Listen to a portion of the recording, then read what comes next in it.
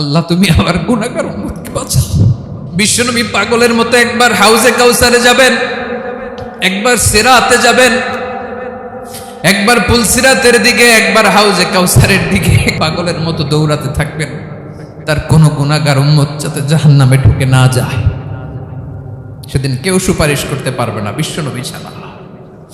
কিয়ামতের ময়দানে ওই বিভীষিকাময় সময়ে মুসিবতের কালে মানুষগুলো পাগল হয়ে বিশ্বনবীকে খুঁজতে আরম্ভ করবে। সবাই মিলে বিশ্বনবীর কাছে যেয়ে বলবে, ইয়া রাহমাতাল লিল আলামিন, ইয়া খাতামান নবীন, রাহমাতাল লিল আলামিন। দেখেন আমাদের কি অবস্থা, কি কঠিন বিপদে আমরা আছি, দাঁড়াতে পারি না, সূর্যের আলোতে ঘেমে হয়রান। আজকে কেউ সুপারিশ করতে পারবে না। সব নবীরা অপারগতা স্বীকার করেছে, তারা বলেছে আপনি ছাড়া কেউ নাকি আল্লাহর সামনে দাঁড়াতে পারবেন না, আপনি একটু সুপারিশ করেন। বিশ্বনবী বলবেন, আসো আসো, আজকের দিনে আমি ছাড়া আল্লাহর সামনে কেউ দাঁড়াতে পারবে না।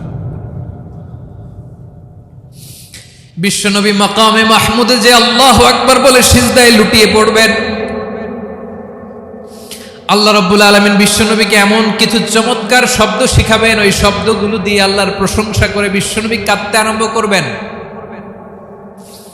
বিশ্বনবী এমন ভাবে অজর দ্বারায় সিজদায় লুটিয়ে পড়ে কাঁদবেন, রব্বুল আলামিনের রহমতের দরিয়ায় জোশ লেগে যাবে। রব্বুল আলামিন এই দৃশ্য থেকে সহ্য করতে পারবেন না। রব্বুল আলামিন বলবেন, ইয়া মুহাম্মদ ইরফা রাসাক, ও নবী আপনি মাথা তোলেন,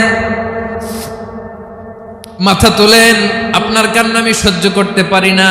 নবী আপনি মাথা তোলেন, সাল তুতা, আজকে আপনি যা চাবেন তাই দেব। নবী আপনি সিজদা থেকে মাথা তুলেন, সাল তুতা, যা চাবেন তাই দেব। ওয়াশফা তুশাফা, যার জন্য সুপারিশ করবেন তার সুপারিশ কবুল করে নেব। বিশ্বনবী এবার মাথা তুলবেন। যে বিভীষিকাময় সময়ে প্রত্যেক নবী বলেছেন আমি পারবো না, প্রত্যেক নবী বলেছেন নফসি নফসি, আমার কি হবে আমি জানি না, আল্লাহ আমারে বাঁচাও। প্রতিটি নবী বলবে নফসি নফসি, আল্লাহ তুমি আমারে বাঁচাও, আমারে বাঁচাও। বিশ্বনবী মাথা তুলবেন, তুলে বলবেন রব্বি হাবলি উম্মতি, আল্লাহ তুমি আমার গুনাহগার উম্মতকে বাঁচাও। এই দুনিয়ার বুকে রব্বুল আলামিন সব নবীকে একটা করে দাওয়া মুস্তাজাবা দিয়েছেন, মানে যে দোয়া করলে কবুল হয়ে যায় সাথে সাথেই। দাও বিহা, দুনিয়ার সব নবীরা ওই দোয়াটা দুনিয়ায় করে ফেলেছে। সব নবীকে আল্লাহ একটা করে দোয়া দিয়েছেন, নবী দোয়া করলেই কবুল। সব নবীরা ওই দোয়া করে ফেলেছে দুনিয়াতে। বিশ্বনবী বলেন আমি করি নাই। ওয়া ইন্নী আখতাবিউ দাওয়াতি শাফাআতান লি উম্মতি ইয়াউমাল কিয়ামাহ, আমার ওই স্পেশাল দোয়াটা আমি দুনিয়ার বুকে কঠিন বিপদে পড়েও কোনোদিন করি নাই। আমি আমার স্পেশাল দোয়াটা কিয়ামতের দিন আমার গুনাহগার উম্মতকে সুপারিশের জন্য রেখে দিয়েছি। আল্লাহ বলবেন নবী ইরফা রাসাক, মাথা তোলেন, আর কাটবেন না। বিশ্বনবী মাথা তুলবেন, আল্লাহ বলবেন সাল তুতা, আপনি যা চাবেন তাই দেব। ওয়াশফা তুশাফা, সুপারিশ করেন, সুপারিশ কবুল করব। বিশ্বনবী বলবেন আল্লাহ ওই স্পেশাল দোয়াটা দুনিয়াতে করি নাই, আজকে আমি তোমার দরবারে দাঁড়িয়ে কিয়ামতের দিন ওই দোয়াটা করছি। আল্লাহ আমার যে উম্মতের হৃদয়ে যাররা পরিমাণ ঈমান আছে, আমার একটা উম্মতকেও তুমি জাহান্নামে ঢোকাতে পারবে না। বিশ্বনবী পাগলের মতো একবার হাউজে কাউসারে যাবেন, একবার সিরাতে যাবেন, একবার পুলসিরাতের দিকে, একবার হাউজে কাউসারের দিকে পাগলের মতো দৌড়াতে থাকবেন, তার কোনো গুনাহগার উম্মত যাতে জাহান্নামে ঢুকে না যায়। সেদিন কেউ সুপারিশ করতে পারবে না বিশ্বনবী ছাড়া। এজন্য 5 নম্বর আল্লাহ বললেন মান যাল্লাযী ইয়াশফাউ ইনদাহু ইল্লা বিইযনিহি, কার সাহস আছে, কার এত বড় বুকের পাটা কিয়ামতের কঠিন দিন আল্লাহর সামনে দাঁড়িয়ে সুপারিশ করবে?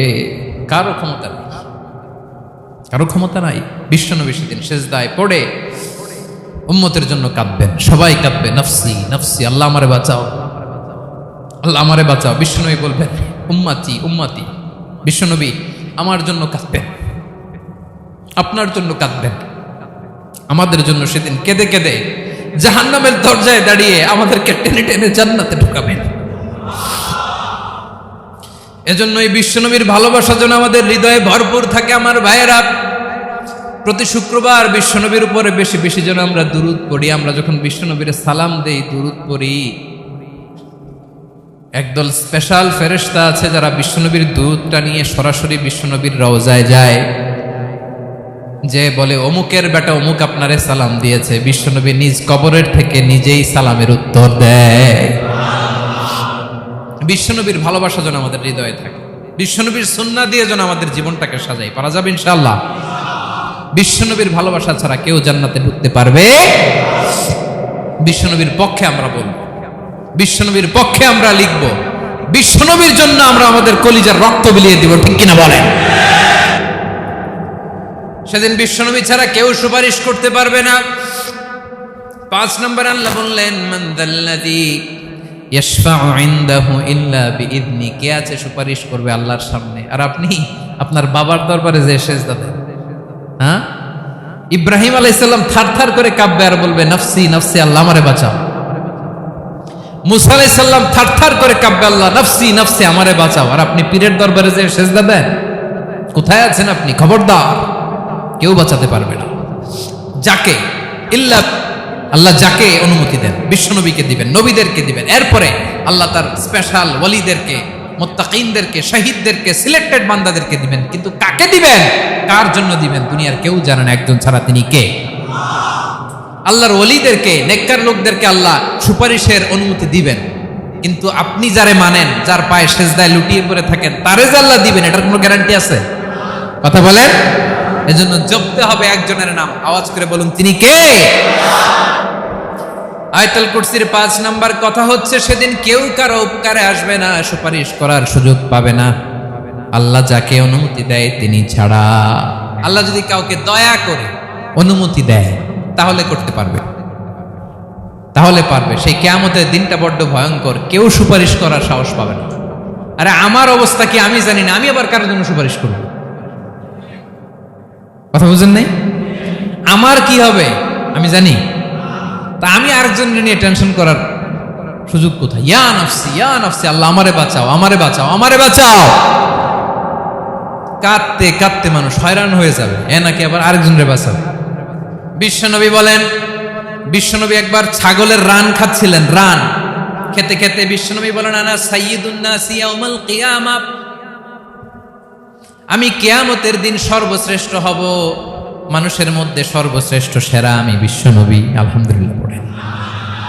বিশ্বনবী বলেন, সেদিনটা বড্ড ভয়ঙ্কর, সেদিন কেউ কারো কোনো উপকারে আসবে না, বন্ধু বন্ধুর কাজে আসবে না, স্ত্রী স্বামীর উপকারে আসবে না, স্বামী স্ত্রীর উপকারে আসবে না, পীর সাহেব মুরিদরে বাঁচাতে পারবে না, মুরিদ পীর সাহেবরে বাঁচাতে পারবে না, নেতা কর্মীর পরিচয় দিবে না, কর্মী নেতার পরিচয় দিবে না, ভাই বোনকে চিনবে না, বোন ভাইকে চিনবে না, বাবা তার সন্তানকে চিনবে না, মেয়েকে দেখে মা দৌড়ে দৌড়ে পালাবে। বড্ড ভয়ঙ্কর দিন। বিশ্বনবী বলবেন, জমিনটা এখনকার মতো থাকবে না, পুরো জমিনটা সমান হয়ে যাবে, ফ্ল্যাট। এখন তো গোল, তখন ফ্ল্যাট। সবাই এক জমিনের উপরে দাঁড়াবে, সূর্যটা মাথার কাছে চলে আসবে, সূর্যের গরমে মানুষের মাথার মগজ গলে গলে কানের ছিদ্র, নাকের ছিদ্র দিয়ে বেয়ে বেয়ে পড়বে। সবাই হয়রান, পেরেশান, ক্লান্ত শ্রান্ত। মানুষগুলো বলবে বাঁচার কোনো উপায় নাই। 50,000 বছর মানুষ এরকম দৌড়াবে, চিৎকার করবে, কাঁদবে, বাঁচার কোনো উপায় নাই। সবাই বলবে, আল্লাহ যদি বিচারটা শুরু করতো, যা হবার হবে, আগে বিচার শুরু করুন। বিচারই শুরু হয় না, বিচার শুরু হইতেই 50,000 বছর। আল্লাহ, 50,000 বছর, 5,000, 15,000 না, 50,000 বছর এরকম যাবে। মানুষগুলো কাঁদতে কাঁদতে বলবে, চলো আমরা আদম আলাইহিস সালামের কাছে যাই, যেন আল্লাহর যে সুপারিশ করে, আল্লাহ আপনি বিচার শুরু করেন। কিয়ামতের ময়দানে সবাই মিলে সাইয়েদনা আদম আলাইহিস সালামের কাছে যেয়ে বলবে, ইয়া আবাল বাশার ইয়া আউওয়ালাল আম্বিয়া, ও ও আদম নবী, আপনি দুনিয়ার বুকে প্রথম নবী। আল্লাহ নিজ হাতে আপনারে 60 হাত লম্বা করে বানিয়েছেন। আপনার সম্মানে ফেরেশতাদেরকে সেজদা দিতে বলেছেন। দুনিয়ার প্রথম নবী, প্রথম মানুষ আপনি। আপনি আল্লাহর যে সুপারিশ করেন যেন আল্লাহ বিচার শুরু করে। আদম আলাইহিস সালাম বলবেন আমি পারবো না, কারণ আল্লাহ আমাকে একটা নিষিদ্ধ গাছের কাছে যেতে নিষেধ করেছিল, আমি ভুল করে এই গাছের ফল খেয়েছি। নাফসি নাফসি, আজকে আমার কি হবে আমি জানি না, আমি বড় লজ্জিত। আমারে যদি আল্লাহ জিজ্ঞেস করে কেন খাইছিলাম, আমার কোনো উত্তর নাই। তোমারে বাঁচামো কেমনে আমি? নবীরা থার করে কাঁপবে সেদিন। আদম আলাইহিস সালাম বলবেন আমি পারবো না, মাফ করো আমাকে, আমি পারবো না। ওই যে ভুল করে গন্ধম খেয়ে ফেলেছি, নিষিদ্ধ গাছের ফল খেয়ে ফেলেছে, আমি বড় লজ্জিত, অনুতপ্ত, আমি পারবো না। আজকে আল্লাহ এত রাগান্বিত হয়েছে, আগে কখনো আল্লাহ এত রাগান্বিত হয় নাই, ভবিষ্যতে আল্লাহ কখনো এত রাগান্বিত হবে না। আমি পারবো না। এক কাজ করো, তোমরা নূহ আলাইহিস সালামের কাছে যাও। কোন নবী? লোকেরা এবার পাগলের মতো দৌড়াতে দৌড়াতে আল্লাহর নবী নূহ আলাইহিস সালামের কাছে যেয়ে বলবে ইয়া নবী আল্লাহ নূহ, আনতা আউয়ালুর রুসুলি ফিল আরদ, আপনি জমিনে প্রথম রাসূল। আদম আলাইহিস সালাম নবী ছিলেন, রাসূল ছিলেন না। এই দুনিয়ার বুকে প্রথম রাসূল ছিলেন আল্লাহর নবী নূহ আলাইহিস সালাম। সবাই বলবে ও নবী আল্লাহ নূহ, রাসূল আল্লাহ নূহ, আল্লাহ আপনাকে আবদান শাকুরা, শুকরগুজার বান্দা বলে কোরআনে বলেছে। কোরআনে নূহ আলাইহিস সালামের নামেও সূরা আছে না নাই? আপনি আল্লাহর প্রিয় বান্দা, প্রিয় রাসূল। দেখেন আমাদের কি দশা, ঘামতে ঘামতে শেষ। জমিনটা তামার জমিন, সূর্যটা মাথার কাছে, কি করবো আর পারি না, ঘামতে ঘামতে আর কত ঘামবো, কত দাঁড়িয়ে থাকবো। আল্লাহরে যে বলেন বিচার যেন শুরু করে। নূহ আলাইহিস সালাম বলবেন আমিও পারবো না, আমিও পারবো না। আমি আমার ছেলের জন্য এক কথা বলে ভুল করে ফেলছি। যখন মহাপ্লাবন হবে আমি বললাম আল্লাহ আমার কলিজার টুকরা সন্তান রে বাঁচান। আল্লাহ বললেন ও নূহ, সে তোমার সন্তান না, কারণ সে ঈমান আনে নাই, সে পাহাড়ের উপর দাঁড়িয়েছে, দেখি কেমনে সে বাঁচে। ওই যে আমি একটা না বুঝে আবদার করেছি, আল্লাহ আমার উপর রেগে গিয়েছিলেন। আজকে আল্লাহ ওই ব্যাপারে যদি আমারে প্রশ্ন করে, আমার কোনো জবাব নাই, আমি পারবো না, মাফ করো। তোমরা সবাই মিলে আল্লাহর খালিল ইব্রাহিম আলাইহিস সালামের কাছে যাও।